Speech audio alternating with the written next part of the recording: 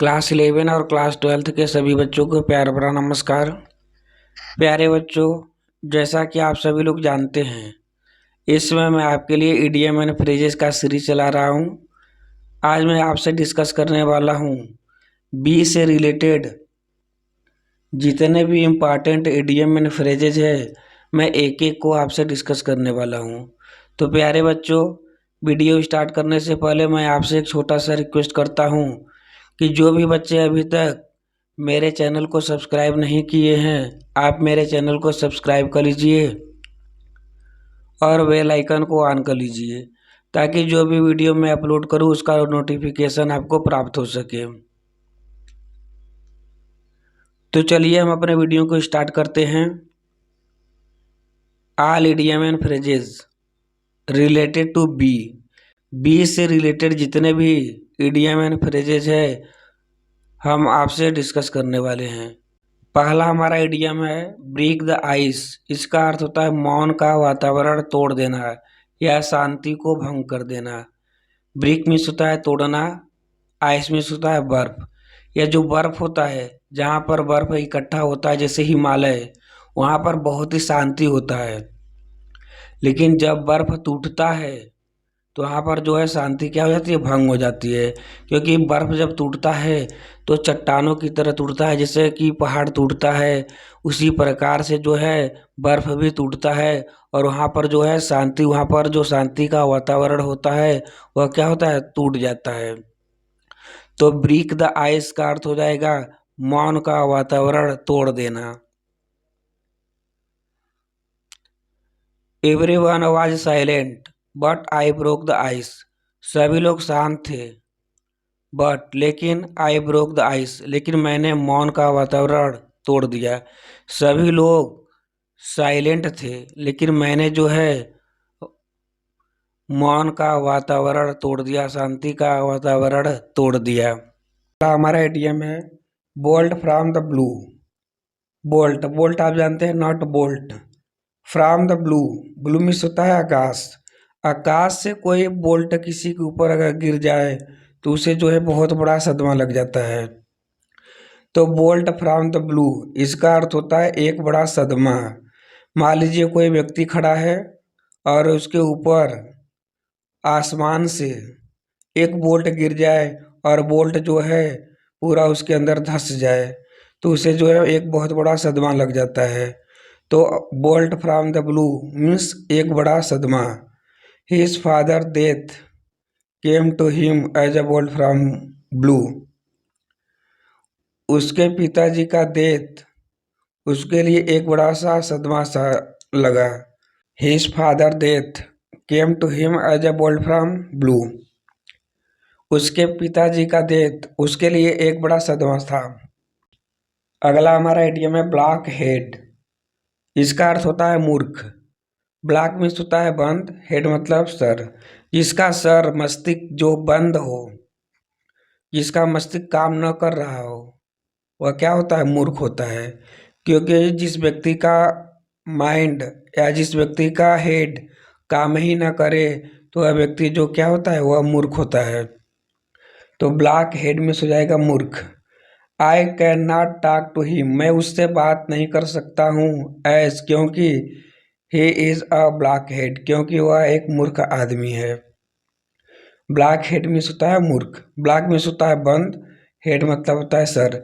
वह व्यक्ति जिसका सर बंद हो उसे हम कहते हैं क्या, मूर्ख। I can not talk to him as he is a black head. अगला हमारा इडियम है बर्ड्स आइज व्यू। इसका अर्थ होता है सरसरी निगाह से। बर्ड्स आइज व्यू इसका अर्थ होता है सरसरी निगाह से। जैसे कोई बर्ड है, जैसे कौवा, वह उड़ता है तो वह सरसरी निगाह से देख लेता है कि कौन क्या कर रहा है, क्या कौन चीज़ कहाँ पर पड़ा हुआ है। तो बर्ड्स आइज व्यू मीन्स हो जाएगा सरसरी निगाह से।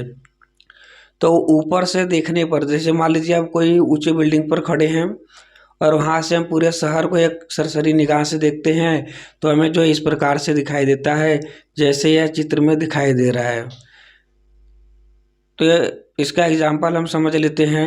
From the plane we had a bird eyes view of London. Plane में से हमने जो है लंदन लंदन को एक सरसरी निगाह से देखा। हवाई जहाज में से हमने जो है लंदन को एक सरसरी निगाह से देखा। बर्ड्स आइज व्यू से होता है सरसरी निगाह से। इसको हम इस प्रकार से याद कर लेंगे। अगला हमारा इडियम है बिसाइड द मार्क। इसका अर्थ होता है अनुपयुक्त। देखिए यहाँ पर यह जो दिल बना हुआ है इसमें आपको तीर लगाना था बीच में, लेकिन आपने जो है जितने भी तीर लगा सब उस दिल के बाहर लग गया, मतलब इस चिन्ह पर लग गया। तो जहाँ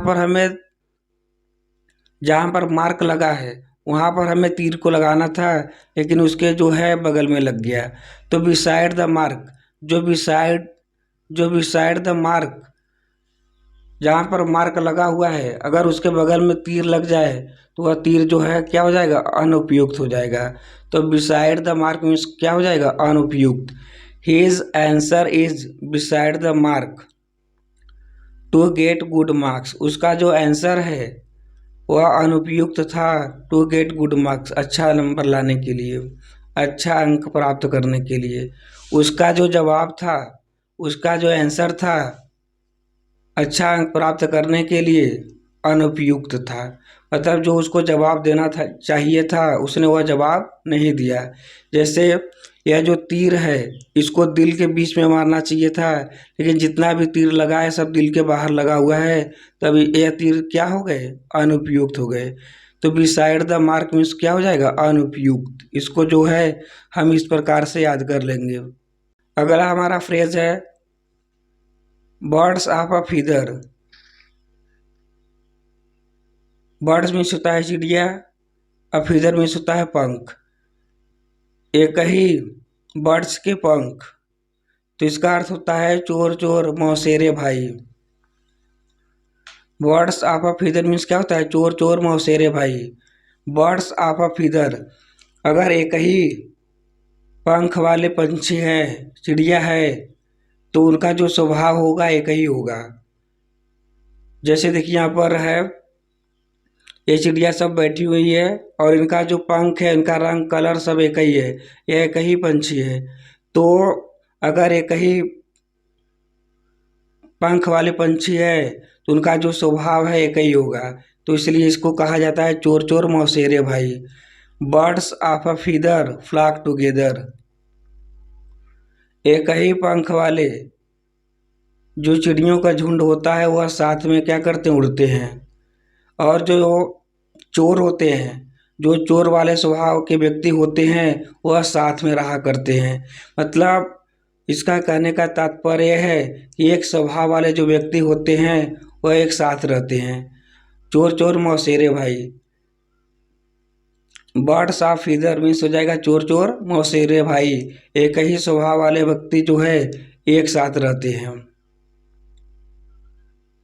यहाँ पर देखिए जितने भी पक्षी बैठे हुए हैं सभी का पंख एक ही प्रकार के है और सभी का जो स्वभाव है एक ही प्रकार का है, तो इसलिए कहा गया है बर्ड्स ऑफ अ फीदर, चोर चोर मौसेरे भाई।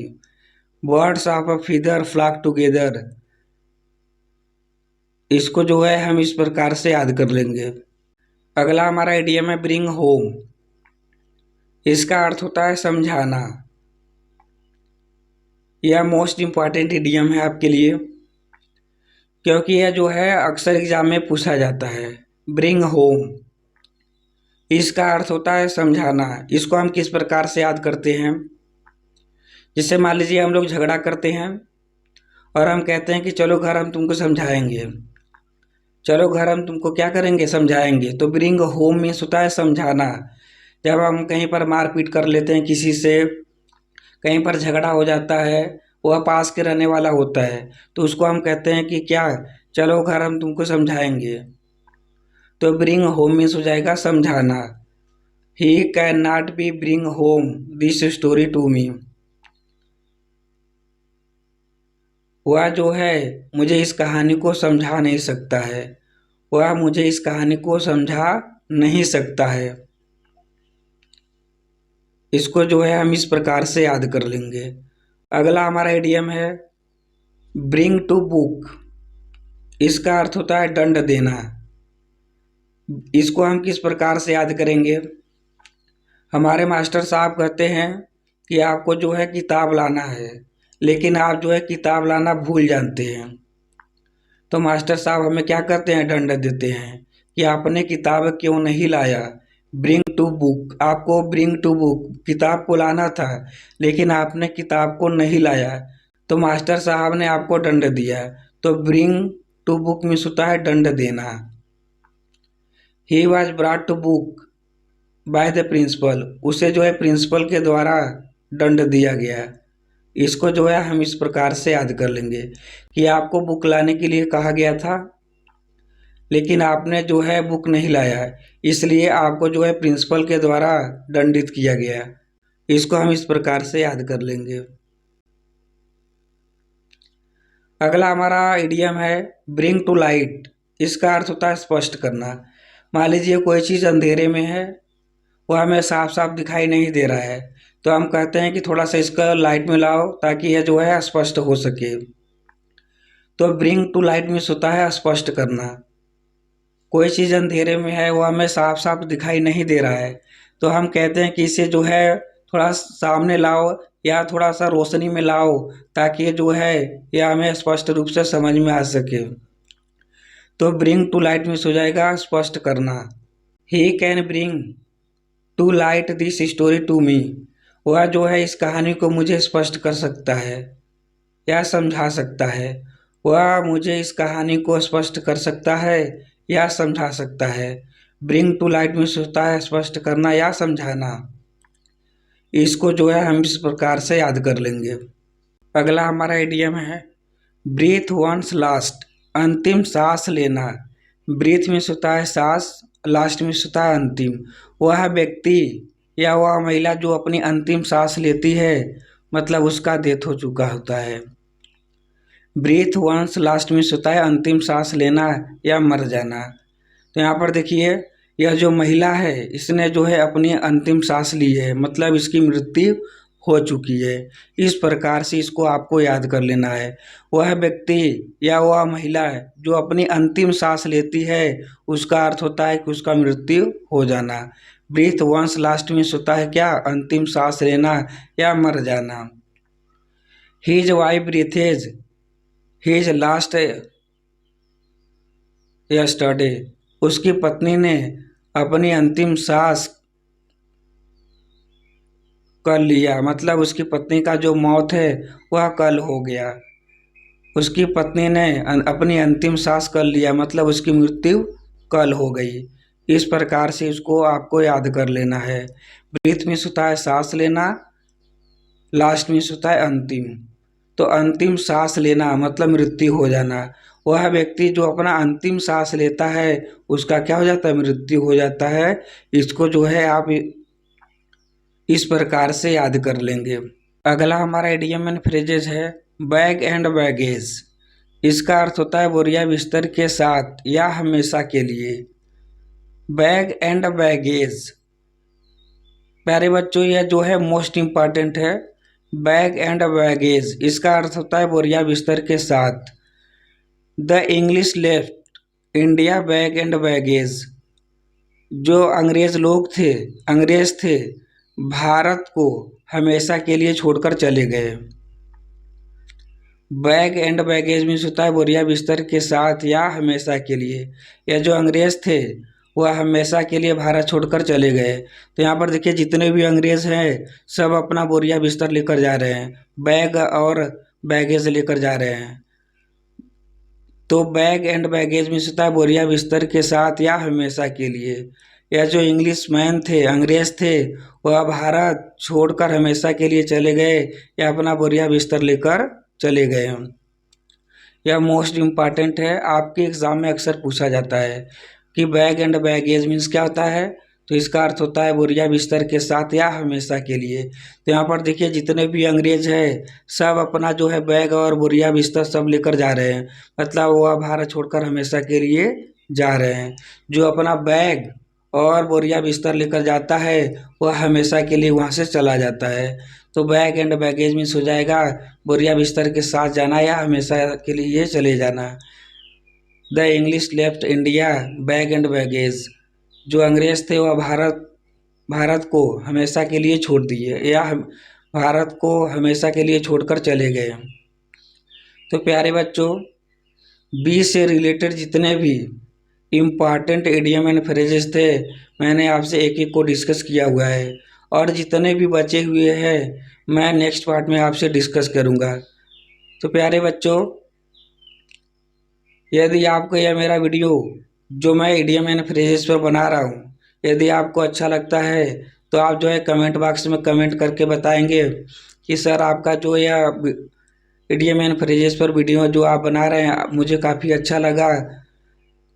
यदि आप मुझे कमेंट करके बताएंगे तो मुझे मोटिवेशन मिलेगा और मैं अधिक से अधिक आपके लिए वीडियो बना सकूँगा। तो प्यारे बच्चों, मैं अपना वीडियो इसी पर समाप्त करता हूँ। Thanks for watching this video. You are most welcome on my channel. Thank you.